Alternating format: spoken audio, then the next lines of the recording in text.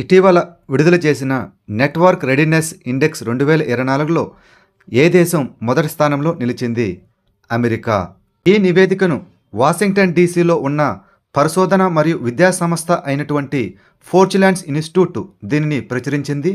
ఇందులో ఈ networks readiness ఇండెక్స్లో భారతదేశం యొక్క ర్యాంకు ఎంతనగా 49వ ర్యాంక్. ఇటీవల విడుదలైన ఎంతే జీవితం నిరయే పుస్తకాన్ని ఎవరు రచించారు? Doctor K Thomas Mathew. నాయకత్వానికి ఇటీవల శ్రీ చంద్రశేఖరేంద్ర సరస్వతి అవార్డు ఎవరు అందుకున్నారు? Doctor S Jayashankar. ఇటీవల ఏ రాష్ట్రంలో 100 రోజుల టీబీ నిర్మూలన ప్రచారం ప్రారంభించబడింది? పంజాబ్ రాష్ట్రం. ఫోర్బ్స్ 2024లో ప్రపంచంలోని 100 మంది అత్యంత శక్తివంతమైన మహిళల జాబితాలో భారతీయ మహిళల్లో ఎవరు 28వ స్థానంలో నిలిచారు? నిర్మలా సీతారామన్, భారత ఆర్థిక మంత్రి. ఈ ఫోర్బ్స్ జాబితాలో కేవలం 3 భారతీయుల మహిళలు మాత్రమే చోటు దక్కించుకున్నారు. ఇందులో నిర్మలా సీతారామన్ 28వ స్థానంలో ఉండగా రోష్ని నాదర్ మల్హోత్రా 81వ స్థానం, అదేవిధంగా కిరామ్ మజుందర్ షా 82వ స్థానంలో ఉంది. అయితే ఈ ర్యాంకింగ్లో మొదటి స్థానంలో ఉన్నది క్లాడియా షీన్బామ్, మెక్సికో యొక్క అధ్యక్షురాలు. భారతీయ వ్యాపారవేత్త అయినటువంటి రవి పిల్లైకి ఇటీవల ఏ దేశం అత్యున్నత పురస్కారాన్ని ప్రదానం చేసింది? బహ్రెయిన్ దేశం. ఇతను మెడల్ ఆఫ్ ఎఫిషియన్సీని పొందారు. దేశం యొక్క పురోగతి మరియు అభివృద్ధికి అతను చేసిన కృషికి గాను గుర్తింపుగా అందుకున్న ఏకైక విదేశీ జాతీయుడిగా గుర్తింపు పొందాడు. ఇతను ఆర్పి గ్రూప్ యొక్క చైర్మన్. రాష్ట్రం వచ్చి కేరళ.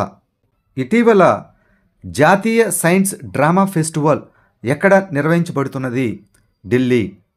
నీతి ఆయోగ్ ఏ అంతర్జాతీయ సంస్థతో యూత్ కో ల్యాబ్ ఇనిషియేటివ్ని ప్రారంభించింది? ఐక్యరాజ్య సమితి అభివృద్ధి కార్యక్రమం, UNDP, united nations development programme.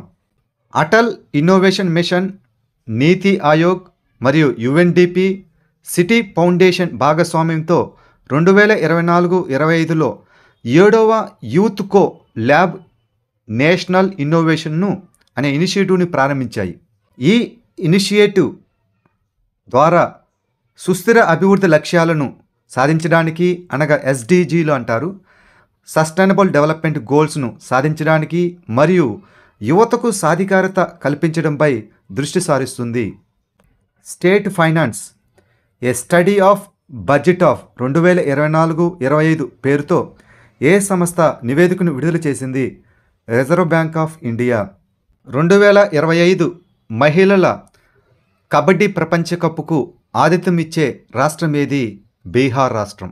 ఇటీవల వార్తల్లో కనిపించిన స్పీడ్ గన్ ప్రాథమిక విధి ఏమిటి? కదిలే వస్తువు యొక్క వేగాన్ని కొలవడానికి, ట్రాఫిక్ వేగాన్ని పర్యవేక్షించడానికి ఎక్కువగా ఈ స్పీడ్ గన్నులను ఉపయోగిస్తున్నారు. అయితే ఈ స్పీడ్ గన్నులు విద్యుదయస్కాంత తరంగాల ద్వారా వేగాన్ని కొలుస్తూ ఉంటాయి. ఈ స్పీడ్ గన్నులో విద్యుదయస్కాంత తరంగాలను విడుదల చేసే ఒక ట్రాన్స్మిటర్ ఉంటుంది. అదేవిధంగా ప్రతిబింబించే తరంగాలను సేకరించే ఒక రిసీవర్ కూడా ఉంటుంది. గుజరాత్లోని ఏ నగరంలో క్లైమేట్ స్మార్ట్ వ్యవసాయ వస్త్ర ప్రదర్శన కేంద్రాన్ని ప్రారంభించారు? నవసారి. డిసెంబర్ 2024లో 55వ వస్తువులు మరియు సేవల పన్ను జిఎస్టీ కౌన్సిల్ సమావేశం ఎక్కడ జరిగింది? జైసల్మేర్, రాజస్థాన్. ఈ జిఎస్టీ కౌన్సిల్ సమావేశంలో ఫోర్టిఫైడ్ రైస్ కెర్నలపై 50 జిఎస్టీ 5% తగ్గించబడింది. అదేవిధంగా మిరియాలు, ఎండు ద్రాక్షపై జిఎస్టీ వర్తించదు. కారామెల్ పాప్కార్న్కు మాత్రం 18% జిఎస్టీని విధించారు. ఇటీవల వార్తల్లో కనిపించిన డెనాలి ఫాల్ట్ ఏ టెక్టానిక్ ప్లేట్ల మధ్య సరిహద్దును ఏర్పరుస్తుంది? పసిఫిక్ ప్లేటు మరియు ఉత్తర America plate. 2025 republic day tablets యొక్క థీమ్ ఏమిటి?